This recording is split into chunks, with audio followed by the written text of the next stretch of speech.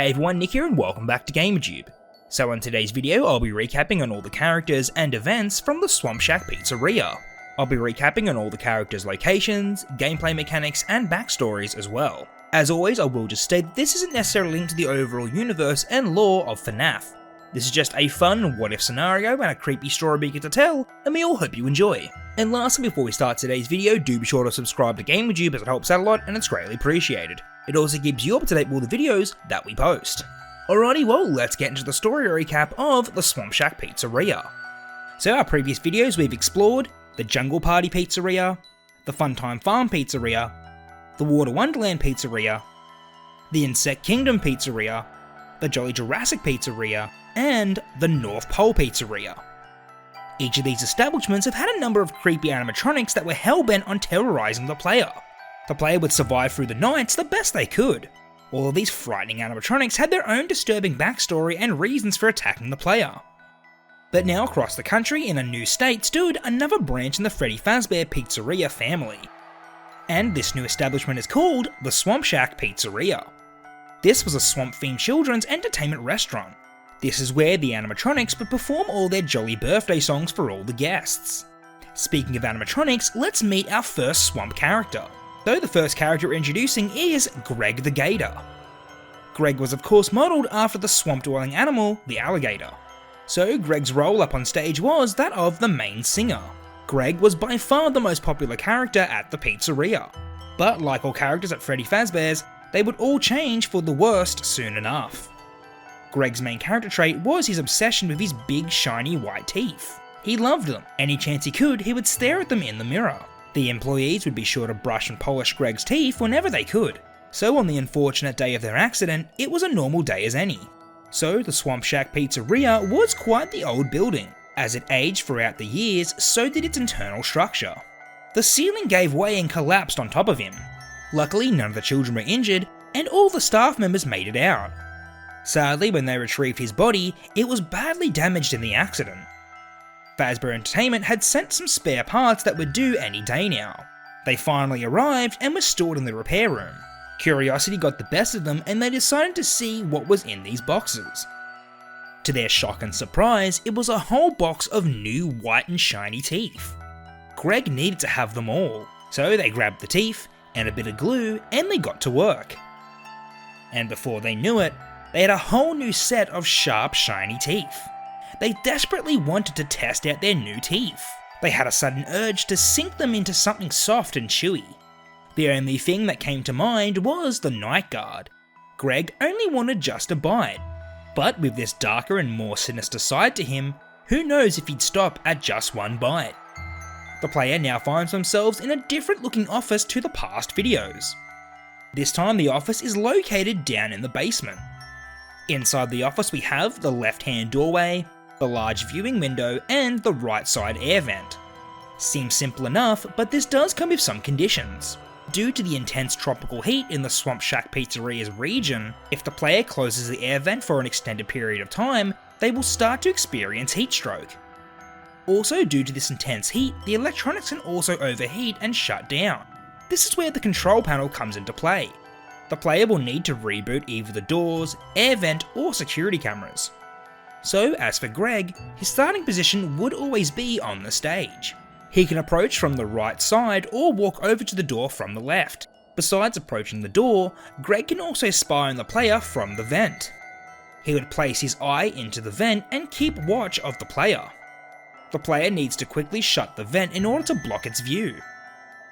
As far as gameplay tactics go, Greg being the first character would be pretty simplistic. But the added danger of the electronics going out and the 2 points of entry would keep the player on their toes. And if they weren't careful, then they'd be greeted with a classic FNAF jump scare.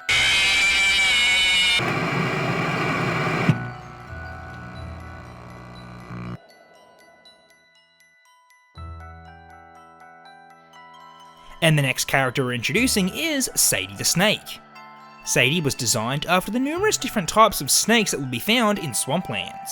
So Sadie's role up on stage was that of the fiddle player. She would perform next to Greg whilst they sang up on stage. So on the unfortunate day of her incident, it was a regular day as any. All the kids were having a great time, and the employees were doing their job as always. All except one troublesome employee. This employee in particular hated working at the Swamp Shack Pizzeria. So at the end of the day, each of the workers would tend to their specific character before they clock out. And it just so happens that our troublesome employee had to look after Sadie. So this employee has been scheming a plan for some time now. At the end of each day, they've been stealing a small amount of money from the till. Then when it was time to clean Sadie, they would stash this money inside her long hollow neck. After a while, they would accumulate a decent amount of cash. This plan seemed to be foolproof. The only person who would ever check on Sadie was themselves. So as the months rolled by into a couple of years, tonight was the night the troublesome employee was going to make off with the money. So as they slowly opened up Sadie's neck compartment, they were met with quite a shocking discovery. Their hearts sank as they stared at all the dollar bills. All of them were ripped to shreds and stained with oil. In a fit of rage, they grabbed a large wrench and smashed it against Sadie's head. They bashed the poor robotic snake until it was barely recognisable. By the morning, when the workers found Sadie and the torn dollar bills, they put two and two together. There was no sign of this awful employee anywhere. Considering that their plan has been foiled, the other workers just gathered that they must have skipped town to avoid the cops. As time went by, Sadie spent most of her days in the repair room. She began to hate people so much that she didn't even want to be seen by them. Sadie also began to miss her arms. Without the ability to grab or hold her beloved fiddle, it began to drive her mad. All she needed was a new pair of arms, but she couldn't possibly take the arms of any of her robotic friends. She instead decided that she needed the arms of somebody else. So Sadie's starting position would always be in the security office. Sadie would always approach the door from the right hand side. But as always, the player needs to keep an eye on the control panel in case any of the systems shut down. Most times, Sadie would walk across the window whilst the player was looking at the security cameras. But the player does have the ability to catch them walking here and there. With Sadie's long and bendable neck, she could also access the air vents. If the player slips up and lets Sadie in, then they'll be greeted with a classic FNAF jump scare.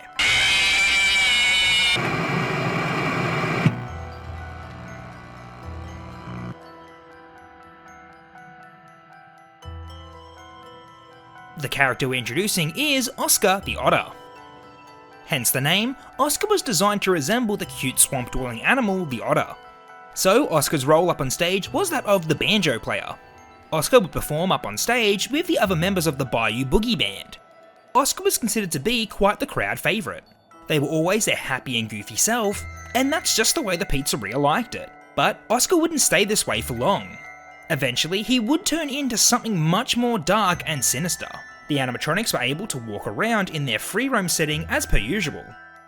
All the animatronics except Oscar. He did have the ability to move freely, but it was limited. Oscar was a much older model. They weren't quite as old as the spring lock mechanism models, and they weren't as high tech as the current models. So whenever there was an occasion where Oscar wouldn't move freely, that's when they would need a little bit of help from their handler, Zach. So when this happened, Zach would have to climb into Oscar's body and operate it manually. This activity wasn't as dangerous or deadly as the old spring lock suits, but there were some risks involved, that's for sure. There were only a few parts that could lock up and cause injury, so Zach squeezed into the suit and walked out amongst all the guests. All was going well until some of the children decided to climb all over Oscar. As the children climbed on Oscar's arms and legs, they accidentally triggered the sharp, jagged metal mechanisms. Zach did his very best not to scream in front of the children. The staff had to act quickly before Zach got injured any further. The only thing was, the zipper was stuck and they couldn't get it open. So in a rushed decision, the workers decided to rip off the fabric from Oscar's arms and legs. They also had to damage and break open Oscar's head in order for Zach to breathe. The workers left Oscar in quite a damaged state. He was left with bare arms and legs, and no faceplate to cover his endoskull. So Oscar finally had a new faceplate. At least that was a start. All that was left was his arms and legs. But something felt strange about their new mask. They felt different somehow, but whatever it was, surely it would fade away eventually. Although Zach was there when Oscar got his new faceplate, he unfortunately was shut down. Maybe the night guard knew where he was. There was also a violent side to Oscar now. A side that would make the night guard tell him where he was, no matter what. So Oscar's starting position would always be inside the repair room. When Oscar approaches the security office, they would make a strange anomaly occur. Whenever he was close by, all the electronics would go haywire. The player would need to access the control panel and reboot all the systems. Every time they made the electronics shut down, it would take longer and longer for the power to reboot. If the player took their time to reboot the power, then they'd be open to getting greeted by a classic FNAF jump scare.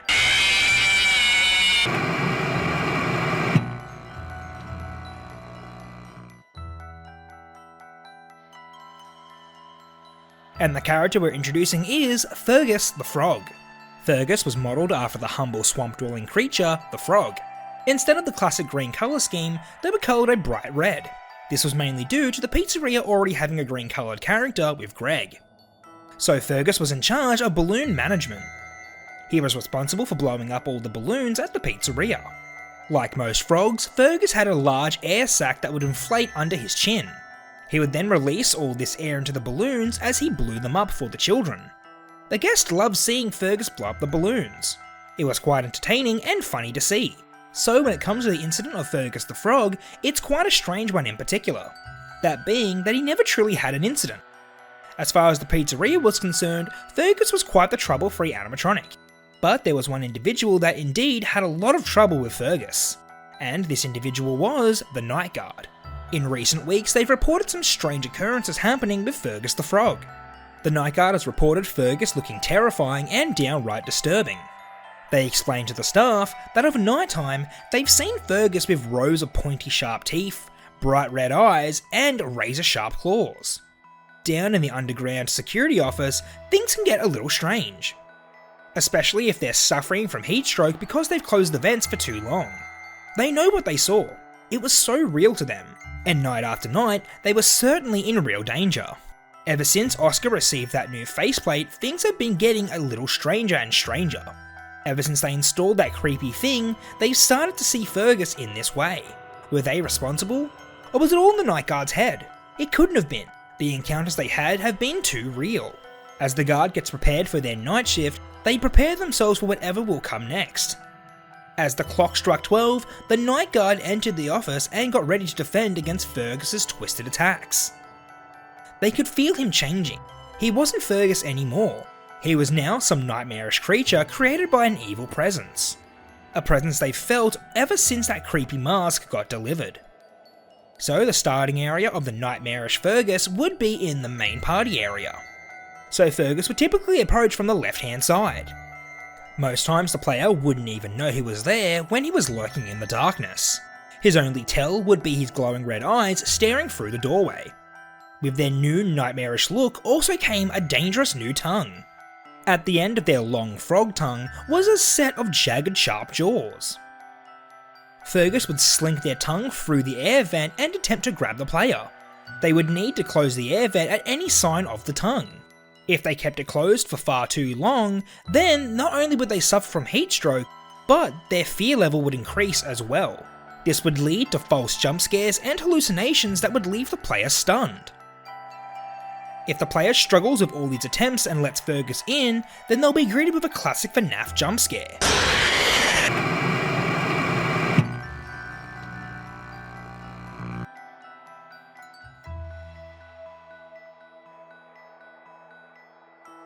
So the character we're introducing is Stanley the Stork. Stanley was designed after the long-necked bird, the stork. Just like Sadie the Snake, they were given a long and extendable neck. So his role was that of the gift giver. So at the Swamp Shack Pizzeria, it was tradition that the birthday guest would get a special present included with their birthday party package. And these presents were handed out by none other than Stanley himself. He would go around from table to table delivering all the presents. So Stanley was considered to be quite the successful character at the Swamp Shack Pizzeria. They always did their job, and they made all the children laugh and smile. But eventually, like all the other characters, this would soon take a turn for the worst. He gave out the last gift, but another member of the birthday party didn't like this at all. They got upset and threw a tantrum. The spoiled child grabbed onto Stanley's empty bag and ripped it off the straps. Stanley didn't think anything of it. Sure, he was upset that his favourite bag has been broken, but he understood that children were just children and they didn't mean anything by it. As the week came to an end, Stanley began to miss his trusty mailbag. He would give anything to have it back. He eventually found himself in the repair room where he saw something he couldn't believe. Laying there in front of him was a brand new mailbag. As he approached it, something else approached him. Oscar grabbed Stanley and pulled him into the shadows. What happened next, no one knows. All that's known is that Stanley looked quite different after Oscar was through with him. This nightmarish version of Stanley was filled with rage and hate. They wanted to hurt anyone and everyone they could, and the only person who was here after hours was of course the night guard. So Stanley made his way over to the security office. So Stanley's starting position would be in the main party area. So Stanley would approach the door from both the left and right hand side. Stanley can leave two different types of presents at the door. The player needs to be quick in shutting the door or they'll be affected by the presence ability. The first one would simply have an EMP effect, and temporarily shut down the electronics in the office. The player would need to reboot everything before they continue. But it's the second present that the player would have to really look out for. With this present, Stanley in his nightmare state now has the ability to infect the plush toys that he gives to the children. If the player doesn't close the door on this present fast enough, they'll be jump scared by the evil toy inside. This jump scare wouldn't end the game, but it would temporarily stun the player, leaving them open to a real jump scare from any of the other characters. If the player gets overwhelmed and slips up, then they'll be greeted with a classic FNAF jump scare.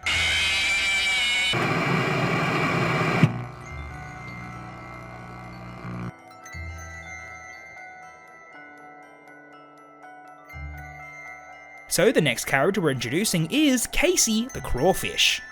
So Casey was designed after the swamp-dwelling crustacean, the crawfish. So in the local area surrounding the Swamp Shack, crawfish played a major role in the local cuisine. Once a year, the Swamp Shack Pizzeria would host their annual crawfish boil feast. Many people would come round to eat loads and loads of the delicious crawfish, and the main mascot for this event was Casey himself. He was used on all the promotional material and would greet all the guests as they came to feast. Casey on any regular day was a normal character as any. They would walk around and greet all the kids, and even join in on the fun and games that went on. But like all the other characters at the pizzeria, they would soon be corrupted by a dark and evil force. So it was the day before the annual crawfish boil feast. All the chefs were hard at work cooking and preparing for the big day. They would season everything and let it cook extra slowly overnight. They left the night guard in charge to check on the food throughout the night. But on this night of all nights, the newly introduced dark entity had other plans for the food. The entity planned to corrupt and take control of Casey and have some fun of their own. They were getting better as time went on. They didn't even need to be in direct contact with their victims. So they took control of Casey and headed towards the kitchen. The entity didn't have any need to transform Casey into the nightmarish creature just yet. For now, they just wanted to have some fun. The entity's goal was to mess with the food. Their plan was to collect all the discarded rotten crawfish and add them to the pots. Hundreds of people would be eating throughout the day, and they were sure to all get sick from food poisoning. An incident like this would surely stop people from coming back. And finally, this restaurant would be all theirs. They finally finished their dastardly deed, and now all they had to do was wait for tomorrow. As the chefs arrived in the morning, they noticed a large amount of smoke bellowing from the kitchen. They rushed in and saw that all the food for the day boiled over, and it all dried out and eventually burnt. The night guard forgot to turn off the stoves last night. So the annual crawfish feast was cancelled and postponed to another day. The entity had had enough of this troublesome night guard. Not only did they ruin their plans and hard work with forcing Casey to ruin the food, but they also have been telling everyone what's been going on at night. Not many believed them, but some of the workers were starting to take it as an actual fact. As the clock struck 12, their corruption over Casey had taken its full effect. Casey transformed into a monstrous version of himself. Casey was now set on destroying the Night Guard. They would do anything in their newly given power to take them out. Casey's starting position would always be in the kitchen. But seeing that the player has no visual feed, they would need to listen out for any movement. Usually Casey would make their way down to the security office around 1 AM. He would always approach from the right hand side. As usual, the player would be able to see as they were approaching through the glass. They would need to shut the door as soon as they see Casey approaching. If the player isn't quick enough, Casey can actually grab the door in their vice-like claws.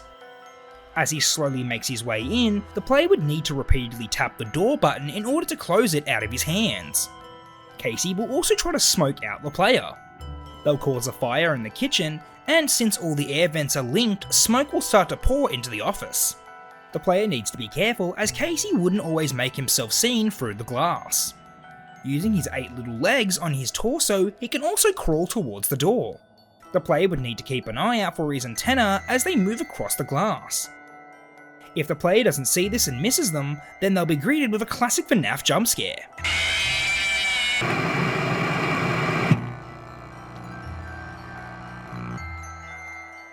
Alrighty everyone, well that's all we had for the story recap. I hope you enjoyed, and if you did, please consider leaving a like, commenting and subscribing, as it helps out a lot and it's greatly appreciated. Do be sure to let us know down below what you thought of the Swamp Shack Pizzeria and what you'd like to see going forward. Also keep an eye out for when we release the special multi-part ending to the Swamp Shack Pizzeria. The first part will be releasing very soon, so stay tuned. Alrighty everyone, well until the next video, I'll catch you later, bye.